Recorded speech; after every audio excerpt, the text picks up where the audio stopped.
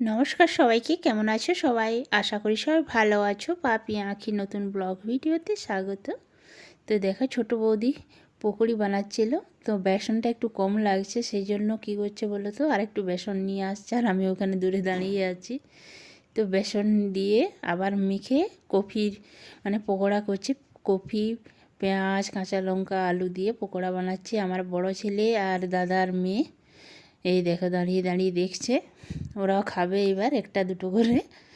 তো এই দেখো ছোটো বৌদি ফোন করতে করতেই পকোড়াগুলো ছেঁকে নিচ্ছে। এখন মোটামুটি সকাল 8:30 মতন বাজছে। তো দেখো কতগুলো পকোড়ি ছেঁকেছে, আর কিছুগুলো বাকি আছে এখনও। আর খেতে দুর্দান্ত হয়েছিল। তো পকোড়ি খাওয়ার পর মুড়িও খাওয়া হয়ে গেছে। তারপরে স্নান টান করে সবাই আবার রান্নার কাজে লেগে গেছে। এখানে মা চলে এসছে, সবজি কাটছে। তো পেঁপে দিয়ে হবে হাঁসের মাংস আর ওলের টক। আর ছোটো দাদা হাঁসের মাংস খায় না, সেই জন্য ডিম রান্না হবে। এই হচ্ছে আজকের মেনু। তো মা কেটে নিয়েছে, এই দেখো হাত চুলকাচ্ছে। হাতে তেল নিয়েছিল, তা চুলকাচ্ছে বলছে। ওল কাটলো তো এদিকে ভাতও চাপিয়ে দিয়েছে। ব্যাস, ভাত নামা হয়ে গেছে, ওলের টকও হয়ে গেছে, হাঁস মাংস বসে গেছে। এই দেখো পেঁপে দিয়ে হাঁসের পাতলা করে ঝোল, আর গরম ভাত, ওলের টক আর ডিমের কারি। এই হচ্ছে আজকে দুপুরের মেনু। তো দুপুরে খাবার খেতে বসে গেছে। এদিকে মাংস বেড়ে দিচ্ছে মা, ছোটো বৌদি এদিকে সবাইকে দিয়ে দিচ্ছে। সবাই একসাথে খেতে বসে গেছে। এখনও আমরা সকলে বসিনি। এই যে দাদা, আমার 2 ছেলে, তারপর দাদার ছেলে বসে গেছে। এখনও বড় দাদার মেয়ে বসেনি, ও আমার সাথে বসবে। তো ওদের হতে হতেই আমরা বসে যাব। ওদের খাওয়া হওয়ার পরেই আমরা বসবো। তো এই তো আমরাও যাচ্ছি খেতে এবার। তো খাই, দেখো কেমন হয়েছে ঝোলটা, কেমন। তো ছেলেদের খাওয়া হয়ে গেছে, এবার আমরাও বসে গেছি। মাও বসে গেছে, দাদার মেয়ে, আমি, ছোটো বৌদি দিচ্ছে, আর বড় বৌদিও জল আনছে। তারপরে ওরাও বসে যাবে। তারপর আমরা বিকেলে বেড়াতে যাচ্ছি। হ্যালো গাইস, আমরা বেড়াতে যাচ্ছি। আমরা বেড়াতে যাচ্ছি আজকে সবাই একসাথে। হ্যাঁ, আমাদের কাছে একটা ফুল বাগান আছে, ওখানে সবাই সব পরিবার মিলে। হ্যাঁ, তো বিকেলবেলায় বেরিয়ে গেছি সবাই বেড়াতে একটু।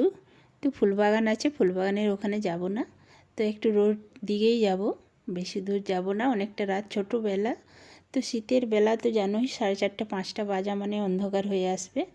তো বাচ্চাগুলো সবাই একসাথে বলছিল যে দোকান দিকে যাব। দোকান দিকে 1-1.5 কিলোমিটার হবে, আবার যেতে হবে রোড থেকে। তো ততক্ষণে রাত্রি হয়ে যাবে, সেই জন্য আর যাবো না। তো রাস্তা অবধি যাব, একটু হেঁটেও আসবো আর ঘুরেও আসবো। তো তোমরা পুরো ভিডিওটা দেখো, আশা করি ভালো লাগবে। আর ভালো লাগলে অবশ্যই একটা লাইক করো, কমেন্ট করো, সাবস্ক্রাইব করো। তো দেখো চলো, বাচ্চাগুলোকে নিয়ে এগিয়ে গেছি আমি। তো দেখো আমাদের বাঁধটা, বাঁধের সৌন্দর্যটা দেখছো। আর গাছপাতা, লতা পাতা দেখো, একদম সবুজে সবুজময়, চারদিকটা ঘেরা আছে, তার মাঝে বাঁধ। তো দেখো বিশাল বড় বাঁধটা আমাদের এখানে। একজন মাছ ধরছে, দেখো কতগুলো বাচ্চা। তো জিজ্ঞেস করলাম কি মাছ পেয়েছিস, বলছে শোল মাছ পেয়েছি কয়েকটা ছোট ছোট। তো আর কিছু মাছ হয়নি, আর ওদের বড়শিটা নিয়ে নিয়েছে, বড় মাছে ভেঙে গেছে, সেই জন্য। আর বড় মাছ রুই কাতলা উঠে না, বড়শি ভেঙে গেছে। তো এই বাঁধের পাশে আমাদের এরকম কেনেল করা থাকে, জল পার হওয়ার জন্য। বাঁধের থেকে 3-4টে আছে। তো ওখানে একটা আছে আস্তে আস্তে, তো ওখানে নামলাম একবার ছবি টবি তোলার জন্য। তো দেখো জলটা দেখো, একদম কাঁচের মতন, একদম চকচক করছে জলটা, পরিষ্কার। তো এখানেই বসে কয়েকটা ছবি তুললাম। আবার কিছুক্ষণ পর আবার আমরা হাঁটতে শুরু করলাম।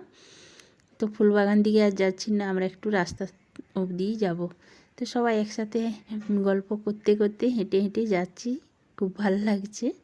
তোমরাও দেখো বাইরের প্রাকৃতিক সৌন্দর্যটা দেখো, চারদিকটা। ধানও পেকে এসছে, এবার ধান কাটা চলবে। তো এই দেখো এখানে ফুলবাগানটা ছিল, তো ফুলবাগানে গেলাম না, ফুল গাছ বেশি নেই, আর কয়েকটা গাছ আছে। তো আম বাগান, এখানে ইট ভাটা আছে আমাদের পাশেই, আর আম বাগানও আছে। তো এই দেখো রোডটা শুরু হয়েছে, এখানে অবধি আজ যাব না কারণ অনেকটা রাত্রি হয়ে যাবে। তো ভিডিওটা আজ এই পর্যন্ত, দেখা হবে নতুন